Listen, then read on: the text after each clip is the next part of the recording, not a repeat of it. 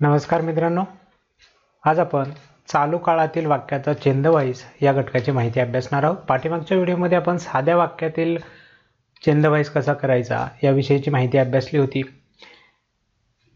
चालू काळातील वाक्य आपल्याला दिलेलं आहे हे ओळखणार कसं, त्यासाठी दिलेल्या वाक्यातील क्रियापद जर आयएनजी रूपात असेल तर चालू काळातील वाक्य आहे असं आपण समजून घेऊ शकतो। ज्या विद्यार्थ्यांना चालू काळ समजत नाही त्यांच्यासाठी दुसरा एक पर्याय मी या ठिकाणी तुम्हाला देत आहे की क्रियापद पहा, क्रियापदाला जर आयएनजी रूप आलेलं असेल, आयएनजी रूपात क्रियापद दिसत असेल तर याचा अर्थ ते वाक्य चालू काळातील आहे। मग अशा आयएनजी स्वरूपातील वाक्यांच्या संदर्भातला छंदवाईस कसा करायचा याची माहिती आपण या ठिकाणी पाहूया।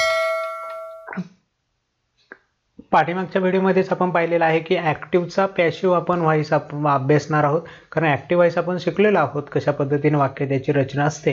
आता पॅसिव्ह व्हॉइस करायचा आहे, तो देखील चालू काळातल्या ॲक्टिव्ह व्हॉइसचा पॅसिव्हमध्ये कन्वर्ट करायचा आहे। पॅसिव्ह व्हॉइस करण्यासाठीचा नेहमी आपण एक सूत्र लक्षात ठेवायचे, ते सूत्र म्हणजे कर्म सुरुवातीला घ्यायचे, सहाय्यकारी क्रियापद, क्रियापदाचा तिसरं रूप, उरलेला भाग बाय आणि कर्ता, अशा पद्धतीची रचना आहे। आयएनजी स्वरूपातले वाक्य जेव्हा येईल तेव्हा त्याची रचना आपल्याला ह्या पद्धतीने करावी लागणार आहे। सुरुवातीला ऑब्जेक्ट म्हणजे कर्म येणार आहे, नंतर हेल्पिंग वर्ब येणार आहे, त्यानंतर हेल्पिंग वर्ब आणि वर्बच्या मध्ये बीइंग हा शब्द वापरावा लागतो, कारण क्रियापदाचं आपल्याला इथं तिसरं रूपच वापरावं लागतंय, कारण इथं दिले तिसरं रूप वापरा। तिसरं रूप वापरायचं असेल तर त्याचा आयएनजी काढून टाकावं लागतं। मग हे काढलेला जो आयएनजी आहे तो आपण बीला जोडून बीइंग असा शब्द या ठिकाणी तयार करतो आणि ते आयएनजी रूप या ठिकाणी येतं।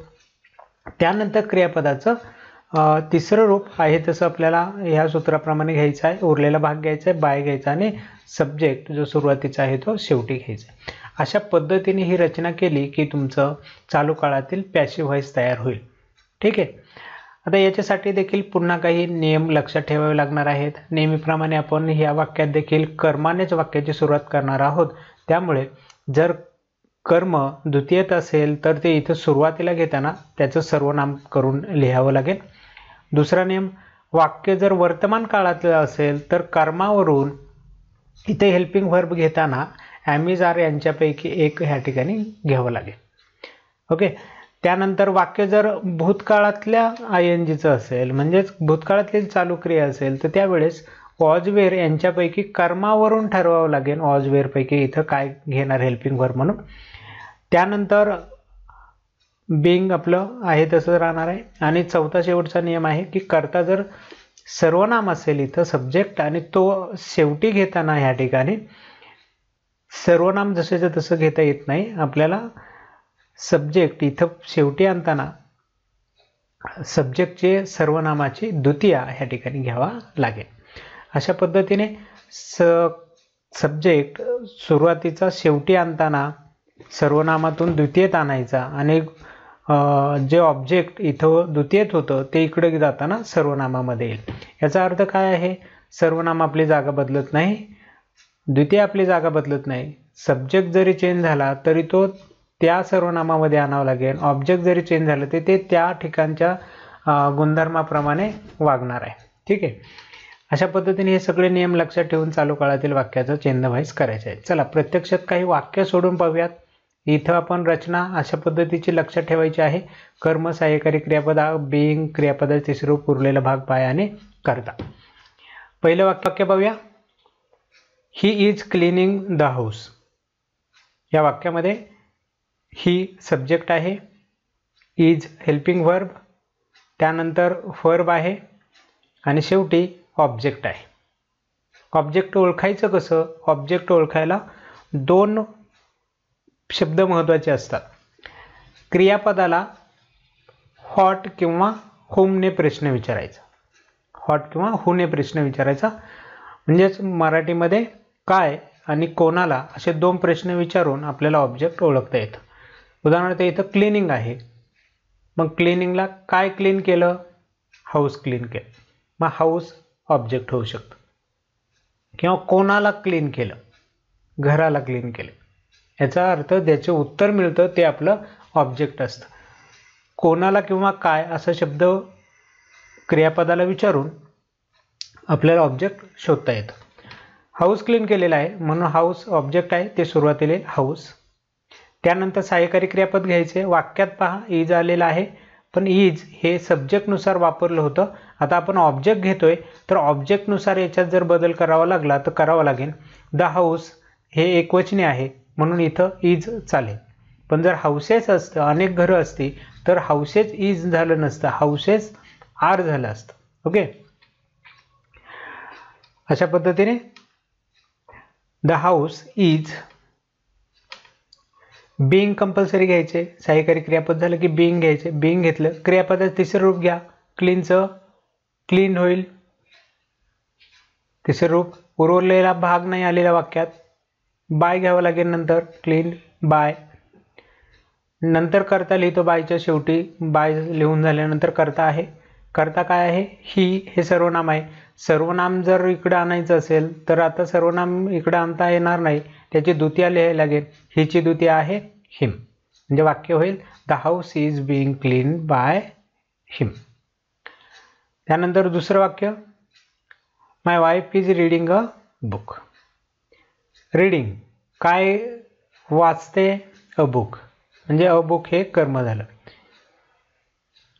या वाक्यातील my wife subject, is helping verb, reading verb आहे आणि अ बुक हे ऑब्जेक्ट आहे, कर्म आहे. ऑब्जेक्टने सुरुवात करायची. अ बुक वाक्यामध्ये इज आलेला आहे, वर्तमान काळ आहे. वर्तमान काळानुसार ॲम इज आर पैकी एक वापरावं लागेल. अ बुक इज येईल, एकच बुक आहे.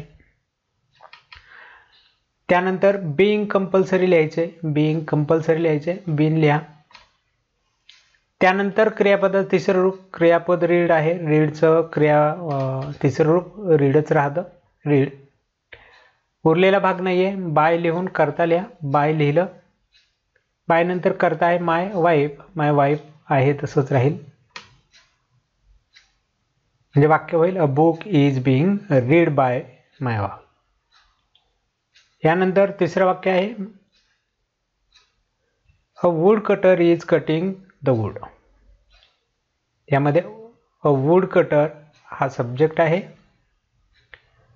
त्यानंतर इज हेल्पिंग वर्ब आहे. कटिंग हे वर्ब आहे आणि द वूड हे ऑब्जेक्ट आहे.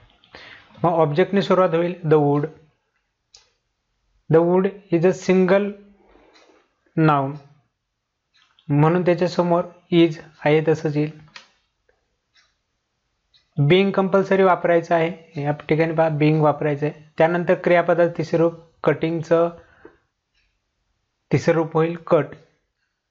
त्यानंतर उरलेला भाग असता तर तो लिहायचा, नसेल तर बाय लिहून करता लिहायचा.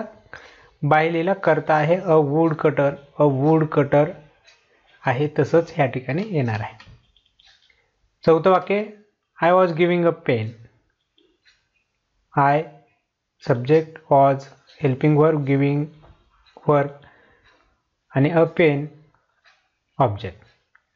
दिले काय दिले? पेन दिलाय म्हणून अ पेन हा ऑब्जेक्ट होईल. अ पेन एकवचनी आहे पण वाक्य भूतकाळातलं आहे. वॉज वेअर आलेलं आहे. वॉज वेअर आलं तर भूतकाळातलंच वॉज वेअर ह्या ठिकाणी आपल्याला वापरावं लागेल. पण घेताना मात्र ऑब्जेक्टनुसार एकवचनी घ्यायचं की अनेकवचनी ठरवावं लागेल. इथं ऑब्जेक्ट एकवचनी म्हणून इथं वॉज घेणार आहोत आपण. त्यानंतर बीइंग कंपल्सरी. गिव क्रियापदाचं तिसरं रूप गिवन. त्यानंतर उरलेला भाग नाही. बाय सर्वनाम आलेलं आहे. सर्वनाम आपण शेवटी घेणार आहे म्हणून त्याची द्वितीया लिहायला लागेल. आयची द्वितीया me. A pen was being given by me. She is eating fruits. She subject आहे. Is helping verb, eating verb आहे आणि फ्रूट्स हे काय आहे? ऑब्जेक्ट आहे. काय केले तिने? काय खाल्ले? फ्रूट्स खाल्ले. काय खाते ती? फ्रूट्स खाते. म्हणजे फ्रूट्स हे आपलं ऑब्जेक्ट होईल. फ्रूट सुरुवातीला येईल ऑब्जेक्ट. फ्रूट्स आता या ठिकाणी इज आले पण फ्रूट्स अनेक आहेत म्हणून फ्रूट्स इज नाही होणार, फ्रूट्स आर होईल. वर्तमान काळानुसार ॲम इज आर पैकी एक वापरायचं आहे पण ते डिपेंड असेल ऑब्जेक्टवरती. ऑब्जेक्ट अनेकवचनी आलं तर इथेही अनेकवचनी घ्यावं लागेल. फ्रूट्स आर बीइंग कंपल्सरीच आहे आपलं सूत्राप्रमाणे बीइंग कंपल्सरी. त्यानंतर ईटचं तिसरं रूप इटन, बाय आणि त्यानंतर करता सी आहे, सीची द्वितीय येईल her. Fruits are being eaten by her. अशा पद्धतीने मित्रांनो वाक्यामध्ये कर्माने सुरुवात करून त्यानंतर सहाय्यकारी क्रियापद तिसरे रूप, उरलेला भाग असेल तर बाय आणि शेवटी करता लिहून हे वाक्य पॅसिव्ह व्हॉइसमध्ये तयार होणार आहे. आयएनजी रूपातली वाक्य आहेत, चालू काळातली वाक्य आहेत, म्हणून बीइंग हा शब्द आपल्याला वापरावा लागतो. क्रियापदाचा आपण आयएनजी काढतो ते ह्या ठिकाणी पुढं येतं आणि क्रियापदाचं तिसरं रूप आपल्याला मग लिहिता येतं. अशा पद्धतीने हे वाक्य तयार होतात. चला तर मित्रांनो तुम्हाला चालू काळातील ॲक्टिव्हचा पॅसिव्ह व्हॉइस कसा करायचा याची माहिती लक्षात आली असेल असं या ठिकाणी गृहीत धरतो आणि आजचा व्हिडिओ या ठिकाणी थांबवतो. भेटूया आपल्या पुढच्या नवीन व्हिडिओमध्ये अशाच पद्धतीने इतर राहिलेल्या वाक्यांच्या प्रकाराच्या पॅसिव्ह व्हॉइसच्या रूपांतराबरोबर. तोपर्यंत नमस्कार.